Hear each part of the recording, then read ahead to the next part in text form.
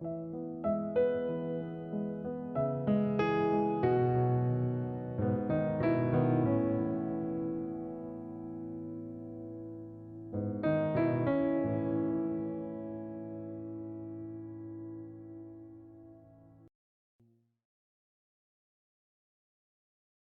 们了解到梁大河生前曾经跟您的婆婆提出要带她去看病，但是梁老太太当时一口否决了。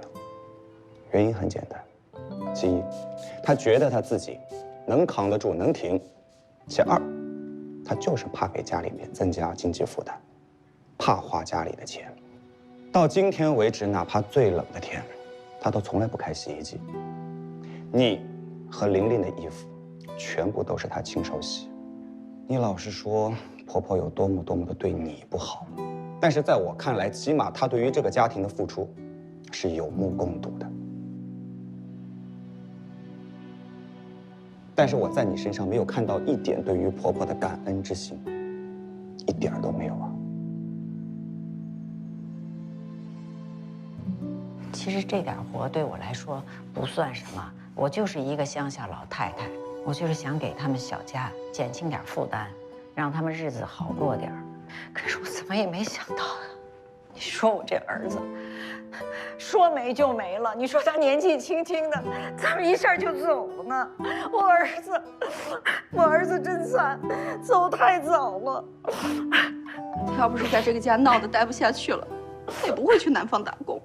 说到这儿了，我倒想要个理，到底是谁把我儿子逼得非要离家出走的？那不就是你吗？你天天挑唆着儿子跟我作对。我挑唆你跟你儿子，那不就是你吗？我挑唆你跟你儿子，你怎么不跟他们说说你怎么挑唆我跟他的关系？你天天在儿子那儿说我坏话的，我什么时候？你们都听见了吧？他天天都这样说我。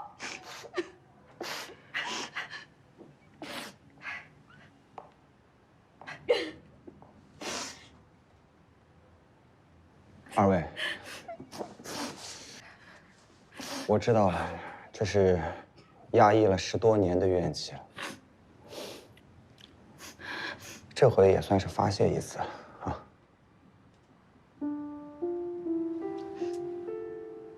咱们回归正题，我觉得你们根本没有想过，其实不管是梁大河，还是玲玲，都已经成为你们2个人争夺的物品了。这个死扣如果再解不开的话，那昨天玲玲的出走将会是一个悲剧的开始啊！撵不开。梁老太太，我觉得只要您换位思考一下，事情不至于走到今天这一步。毕竟，您是从儿媳妇走过来的。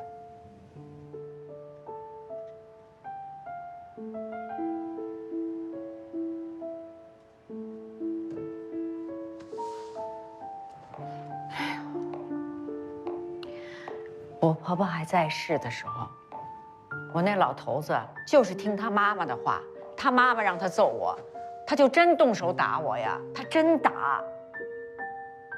那您觉得您婆婆做的对吗？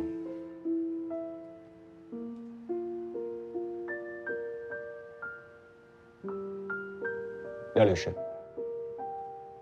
麻烦您跟梁老太太说一下，即使梁大河的这个遗嘱有效，他能不能带走玲玲？根据民法总则第27条的规定，未成年人的父母就是未成年人的监护人。在你们这种情况，除非母亲放弃了监护权，或者是侵害了未成年人的合法权益，祖父母才有机会向法院申请监护权。姑娘，你就告诉我说不行就完了，你在我这面前还背什么法条啊？万女士想带走玲玲不犯法，您带走玲玲是犯法的。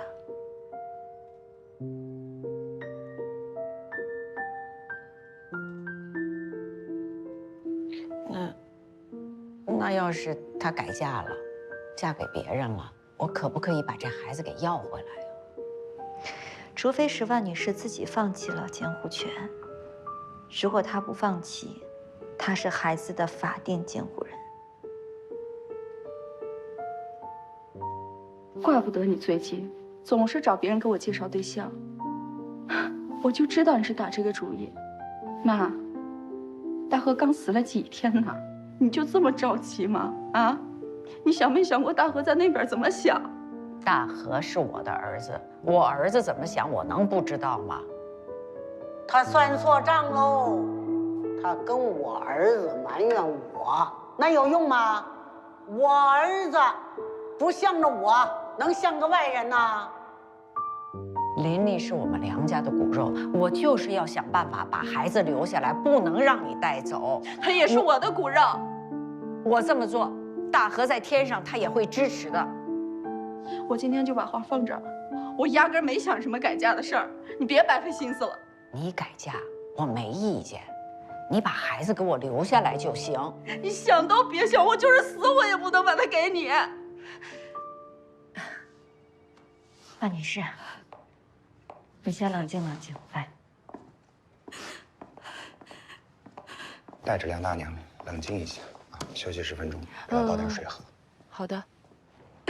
梁大娘，哎，我们先休息10分钟，一会儿再开始，好吗？不是，哎，怎么别走啊？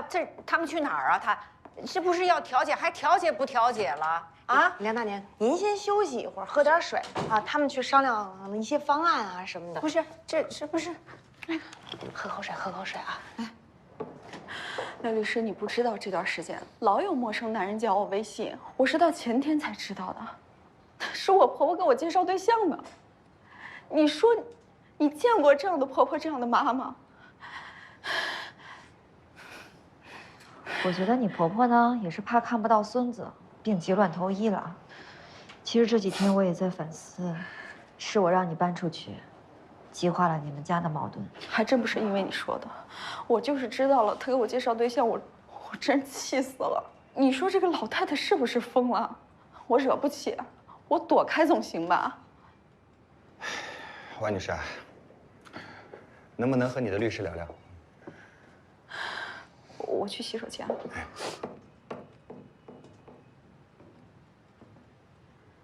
因为他要搬走，所以你觉得很内疚。我之前一直觉得，是我跟他说了，他才搬出去的。梁大河走了好几个月了，他们也吵了好几个月了，跟你没关系。我现在有一个新的思路，想和你商量商量。刚才那个律师把万春梅叫出去，是不是又给他出新主意，让他对付我呀？不是，梁大娘绝对不会的。今天的所有的人都是希望你们能和解的。那个小律师说万春梅要把孩子带走，我是一点招都没有了，是吗？法律上好像是这么说的。你觉得这样能行吗？试试怎么知道呢？这就是你想要的结果？我现在不知道什么是最好的结果，但至少是对琳琳最有利的。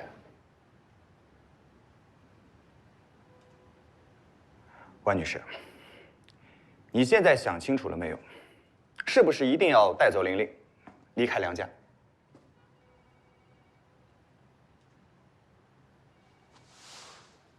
春梅，春梅啊，不行，你别把孙子带走啊！我要一天见不着孩子，我这日子是没法过了。春梅啊，春梅，春梅。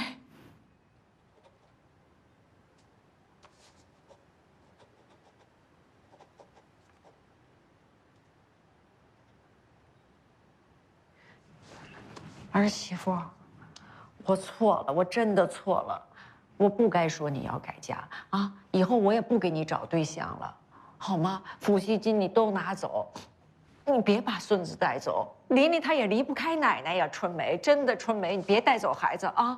行了妈，你先别哭了，我再梁老太太考虑考虑。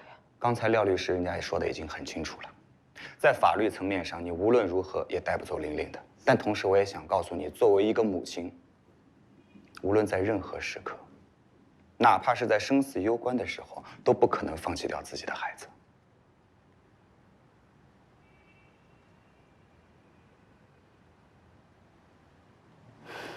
妈，我劝你死了这条心吧。琳琳18岁成年之前，任何人都别想从我身边把他抢走。儿媳妇，我不是想跟你抢孩子，我是怕我怕万一你真改嫁了，那琳琳跟着后爹会受气的。梁老太太，您今年是59岁，对吧？啊，还没有到花甲之年。据我们的了解呢，在您这个岁数的老太太，再嫁的也不在少数啊。啊，不是，主持人你可不能这么讲，不能乱讲啊！我自打我老公走了以后，我想都没想过这种事儿，我就是要把我……您先别着急，您先坐，您先坐。不是，你这不敢乱讲啊！我只是想表达什么意思呢？您这么怀疑您儿媳妇，您儿媳妇也可以这么怀疑您。老话不说得好吗？天要下雨，娘要嫁人，这谁控制得了呢？所以说，我们不要把那些没有发生的事情带到现在来搅乱我们现在的生活，这不是庸人自扰吗？对不对？对。万春梅女士，假使50万抚恤金全部归你所有，你觉得像现在一个城市里50万能够用多久？随着琳琳不断的长大，她的成长，她的教育，这笔开销你要怎么负担？你一定会去寻求升职加薪的机会，对不对？那您如何去做好一个成功的职场妈妈呢？要一边带孩子，一边做家务，同时还要寻求升职加薪，你哪来的那么大精力？那在这个时候，梁老太太，您愿不愿意出手帮助一下她，来照顾一下琳琳？我愿意啊，我真的愿意。这家务活我都干习惯了，只要能让我伺候我大孙子，我怎么着都成，我怎么着都成的。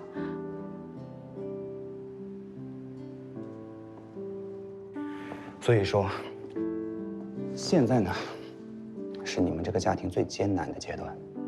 我想说，琳琳、婆婆，还有你，无论你们任何一个人，如果这个时候走了，这个家就垮了。对于琳琳来说，将是一个毁灭的打击。这种伤害是无可挽回的。所以，为了小孩，你们可不可以携手共同度过？我觉得这才是一家人呢。之前你们个人关系没有处理好，才导致了梁大河要外出打工。我觉得现在补救还来得及。思考一下，如何给琳琳一个成长的健康的生长环境，是你们必须要做的事情，好吗？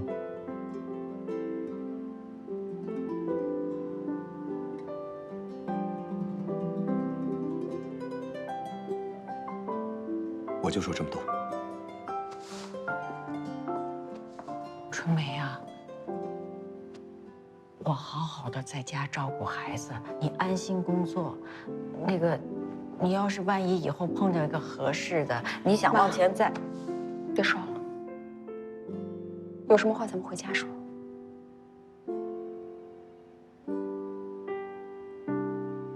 来，杨主任，谢谢。梁律师，太谢谢你了。我不告了，撤诉行吗？当然可以了。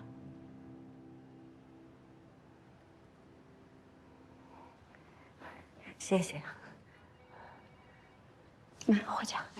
我送你们，谢谢啊，谢谢，谢啊。我送你们。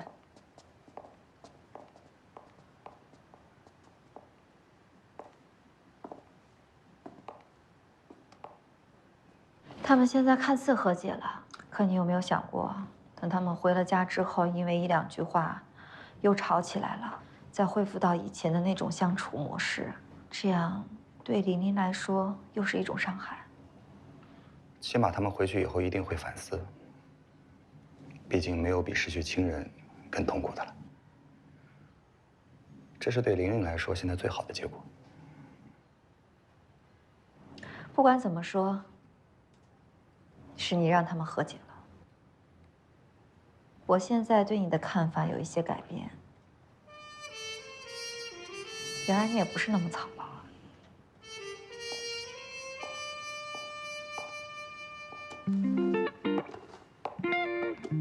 回见。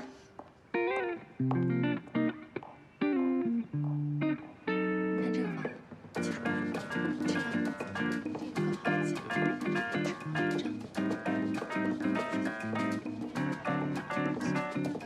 廖律师，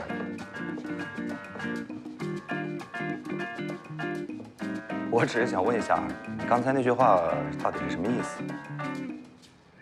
是在夸我吗？我知道刚才那个过程对你来说有多难，能控制好自己的情绪，客观地对待当事人，你很专业。我收回我之前说的话，你适合做这个节目。谢谢。廖律师，再见啊！人家不拿难听的话怼你，你是不是还有点不适应呢？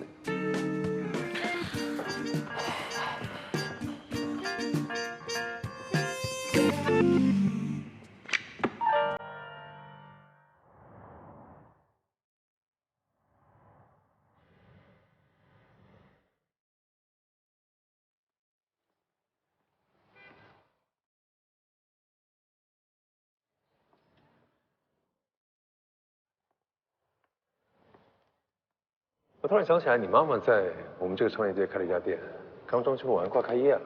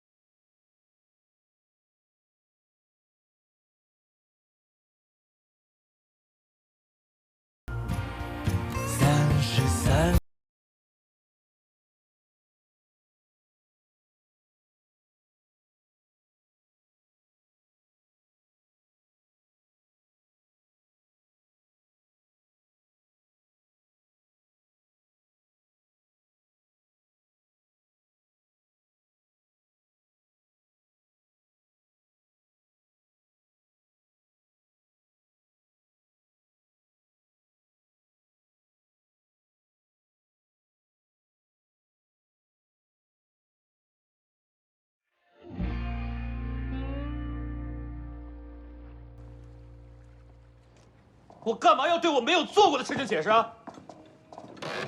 随便，小爷我就不爱伺候这帮人。什么圈子呀？什么风沙？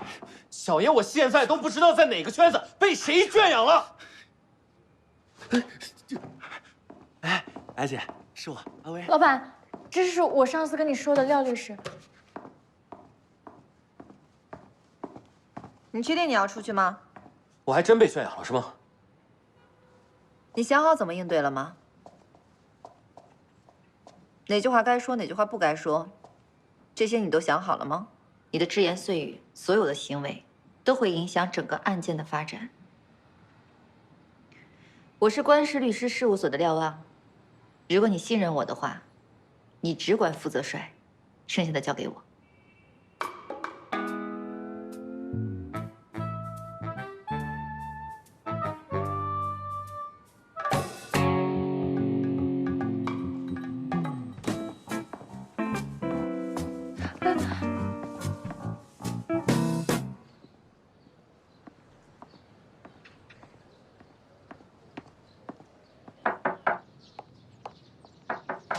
来了，光光回来了。哎呀，你怎么不带钥匙呀？哎，你们这带什么钥匙？咱屋里睡觉，你坐。菜菜呢？帮你。不用不用，你不用沾手，我来。今天在家吃饭啊，总也不回家吃饭。不是，今天这不行，今天台里边还有点事儿。我知道你工作忙，也不好打扰你。可是你呢，老吃个外卖在外面，你说这样对身体好吗？这大学没毕业就坚持搬出去住，你说这么多年了，身边也没个人照顾你。我都多大人了，还需要你们来照顾？多大呀？在姑姑眼里，你永远是个孩子。还记得你2、3岁的时候吧？那时候一到晚上就害怕，一直哭不敢睡觉。我呀，就整宿抱着你在那个楼上来回踱步，哄着你睡。是，谁让我半夜出生的？天生夜猫子。也就那个时候把你腰给累病了。什么累不累的？自己的孩子，我乐意。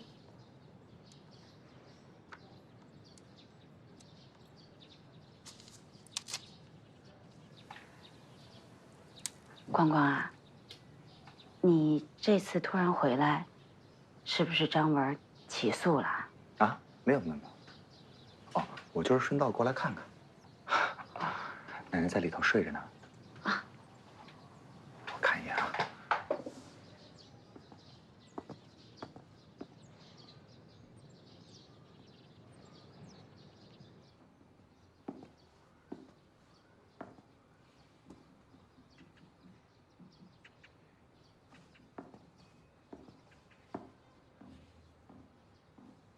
还睡着呢。是，睡得挺香。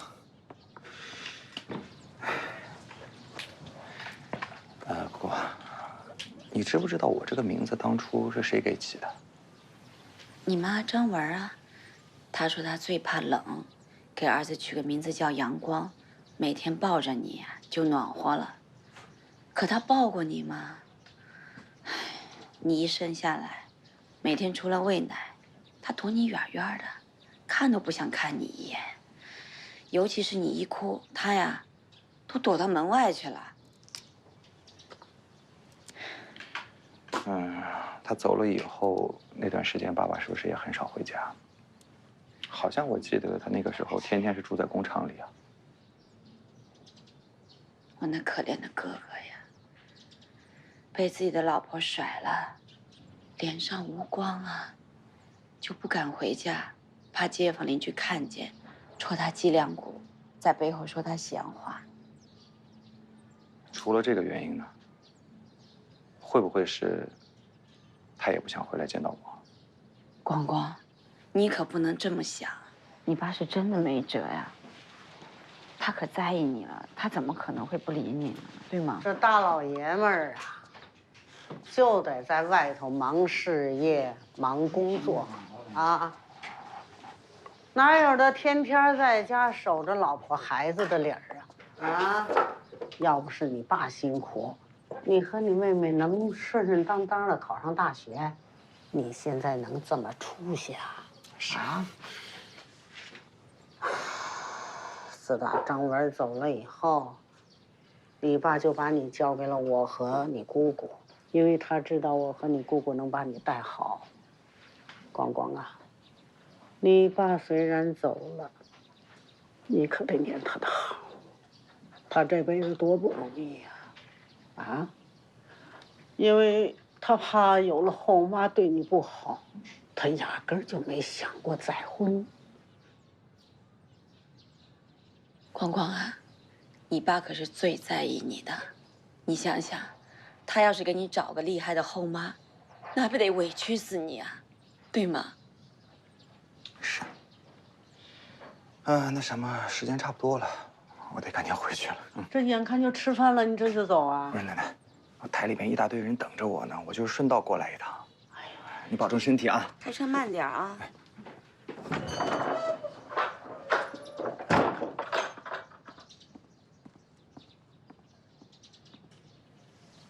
你说，咱这家怎么就留不住男人呢？你说啊？光光和他爸是这样，就你那个没出息的男人不也是这样？啊？好，我去做饭。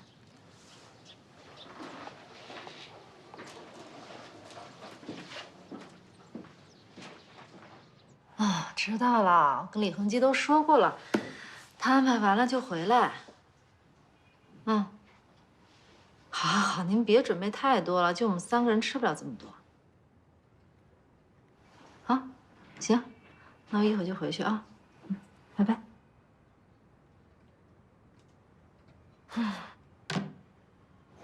小钱回来没有？快到了。他怎么说？这小子神秘兮兮的，说要回来再说。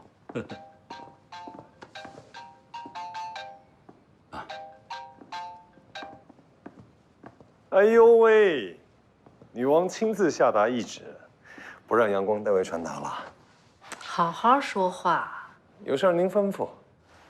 不是说好了今天回家吃饭的吗？怎么打算几点回去啊？回，一定回啊！不过今天有点事儿要处理，要不你跟咱妈说，我会晚点回去。嗯，行，我会跟我妈说的。你安排好了时间，就早点回来啊。早点回来。志玲，你有多久没跟我说这话？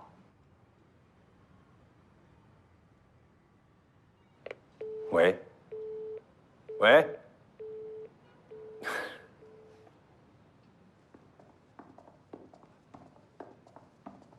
哎，李总，怎么样？根据您的指示，我昨天连夜赶到前沟村附近，打听到了，您猜的没错，以前城外的所有化工厂违规排污都是用打井的方法往地下水层排污。我就知道，就像那个烧烤店往暗井里面倒垃圾是一样的。也还不太一样。往地下水层排放呢，不能直接灌，要先抽取一部分地下水再灌。那对马克来说多方便呢，他有一个污水处理厂。怪不得他说他的这个污水池啊，也能达到这个食用水的标准啊。哎，你打听到那个前沟村的打井队了吗？前沟村呀，我根本进不去。前沟村的村民跟防贼一样防着外人。我到隔壁村打听，他们说所有的打井队呢都到甘肃找活去了，一个都找不到。看来这个马科还真是心思缜密啊。但是这样的布局不可能没有破绽。咱们一面跟他谈判，一面找证据吧。马克他进城了，说要请您吃饭。正好会他。不过今天没办法，今天我得回去接受丈母娘的召见。改天。那我推掉他。推掉他吧。不过还是稍微客气一点。毕竟在一切还没有定论之前，马克依然是一个受人尊敬的明星企业家。行了，大家辛苦了，今儿早点下班，回来吃饭吧。哎。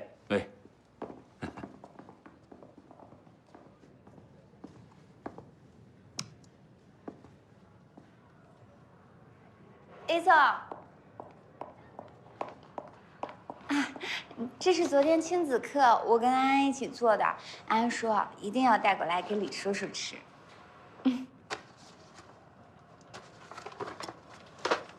安安这么厉害？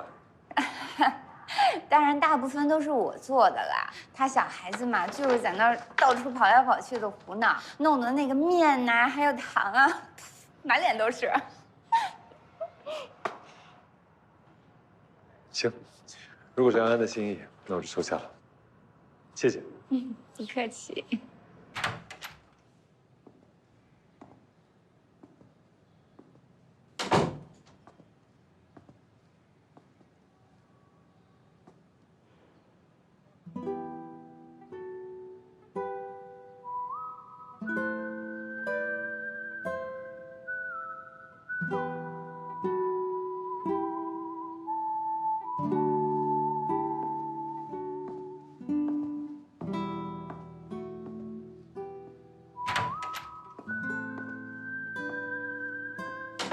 下班了啊，拜拜。就走啊。那个忙完赶紧回去啊，辛苦，拜拜。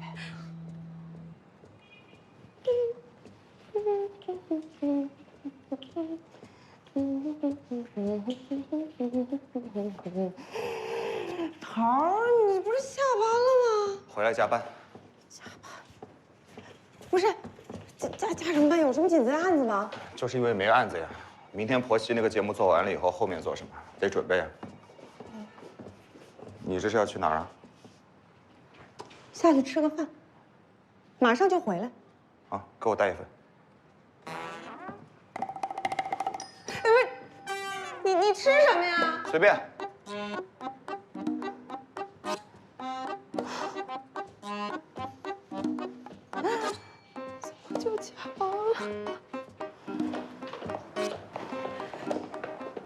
苏金，下班啊？不是，本来是要下班的，然后后来碰见头了，就说要加班。加班？阳光说的。那还有点不可思议啊。不是的，总监。我们团队在杨光老师的带领下发愤图强，积极向上，工作热情空前高涨。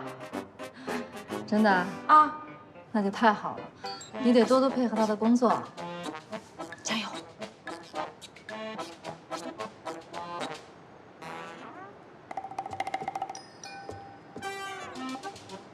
我太难了，我不用吃饭吗？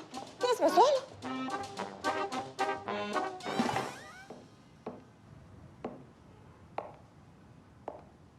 我来看看阳光老师到底是怎么加班的，就往这儿一坐呀。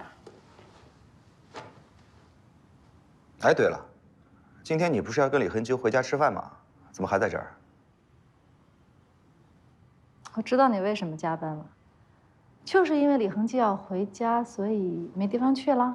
李恒基是你的生活必需品，不是我的。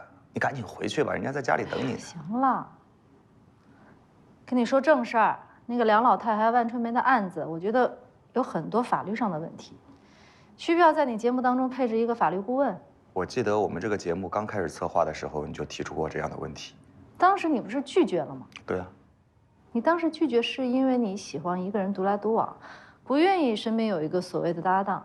确切的说，节目当中有一个人坐在你的身边，跟你磨合的有一种非常默契的搭档关系，让你非常的反感和抵抗。你既然什么都知道了，你还问？现在不一样了呀，现在不是有廖律师了吗？我觉得你们俩配合的挺好的。你说把那个小炸药放到我身边，跟我一块主持啊？不好吗？不好，不适合，我不需要。需要还是需要的？到底是哪儿不好，不适合呀？哪儿都不好，哪儿都不适合，完全不需要。好，既然你不同意，我也就不勉强你了。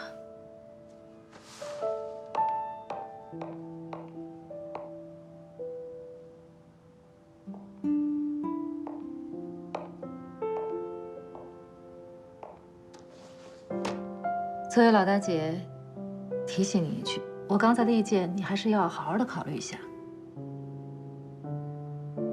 我先走了。嗯。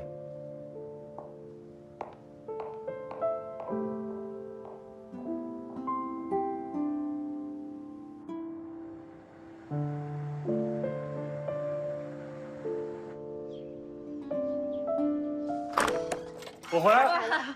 哎呦喂，2位美女在等我啊！哇，真是受宠若惊，真不好意思啊，妈。哎呦，哎，恒基啊，快让我看看你在农村里到底饿瘦了没有啊？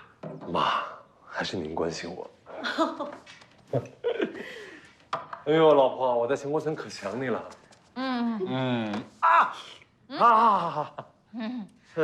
我去做饭啊！你什么？你去做饭？你对会做饭吗？我来。哎，恒基，来坐下啊，你就坐下陪我说话。哦，厨房里的东西我都准备好了，今天就让志玲做。不是，她会做吗？不会做学呀，40多岁的人了，嫁人这么久了，饭都不能做一顿呀。这样的老婆能不落满月吗？妈，恒基，你在钱沟村累不累呀？工作顺不顺利呀？还行。你也这个岁数了，该休息就得休息，别把自己逼得太狠啊！你一个人在外面吃饭，一定要准时啊！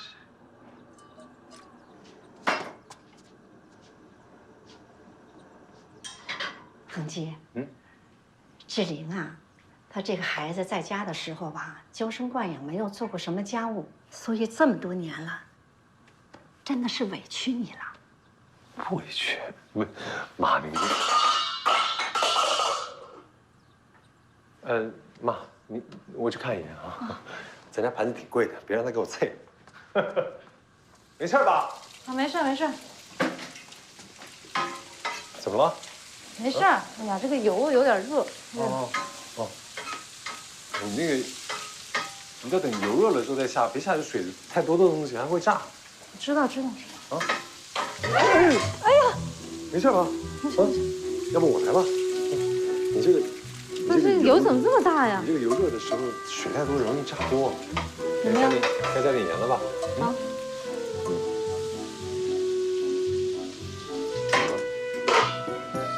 你能不能出去啊？我帮你。我不用你帮，你出去。我。赶紧。恒基，恒基，你甭管他，他今天做什么咱们吃什么，不能再惯他这毛病了。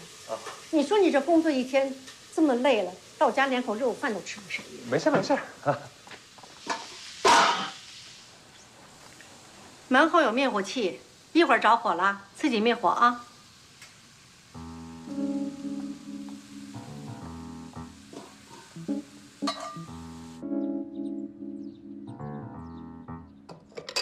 看着还行啊。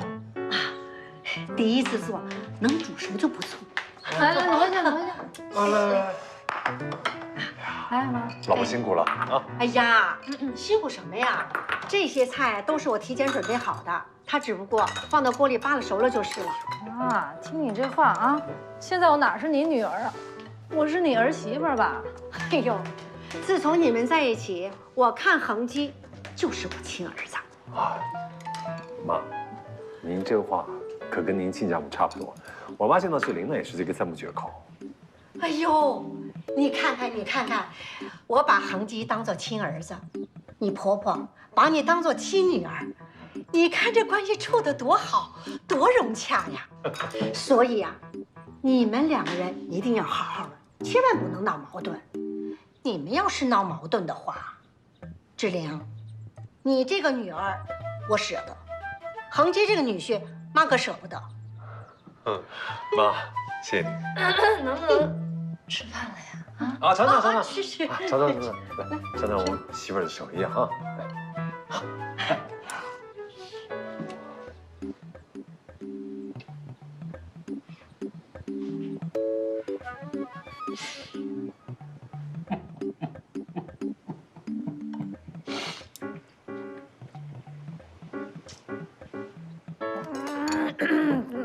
拿死麦盐的。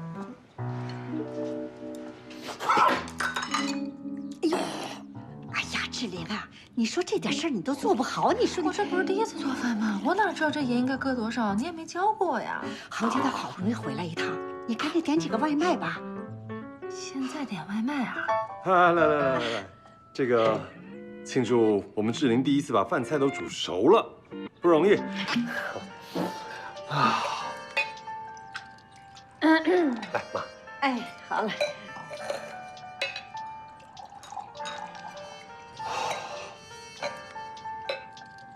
来，干杯！哎，来。来，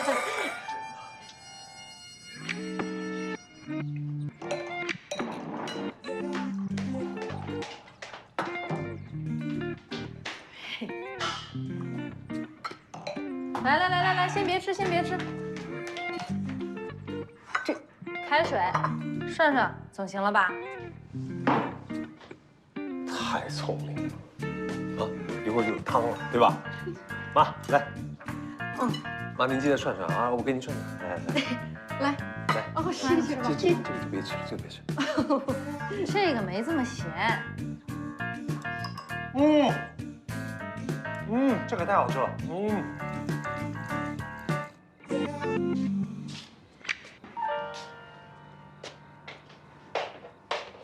你几个意思啊？打算今天晚上在这儿睡了？那吃完饭就走，你怎么跟妈解释啊？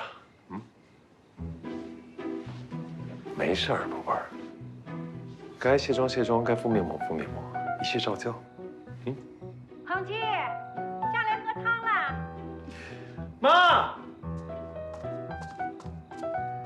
妈，你叫我。哎呀，恒基，来，哎，喝汤了。喝汤啊！哎呦妈，有您在真是太幸福了，这个点儿还有汤可以喝。来。志玲呢？在上面。哦，志玲，快点下来，就等你了，快点。来，赶紧喝吧。赶紧的，有汤可以喝。什么呀？哎呦，快点快点，磨磨蹭蹭的。干嘛？银耳莲子红枣，补气的，养生。喝吧。好。来，吃个红枣补气啊。我碗里有，你看。别闹了。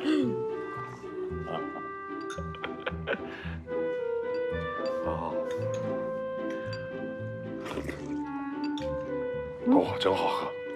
妈，太棒了，太幸福了。那就多喝点啊。来，你们也赶紧喝，喝完之后赶紧去睡觉啊。赶紧喝，喝完去睡觉。妈说的。是。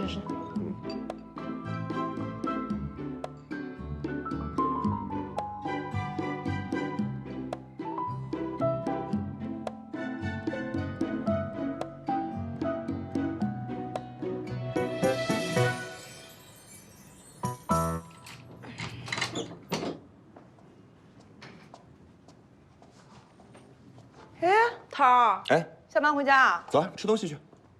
哦，好呀。误会了，我坐下，坐下。给你检查检查，没人派我来呀。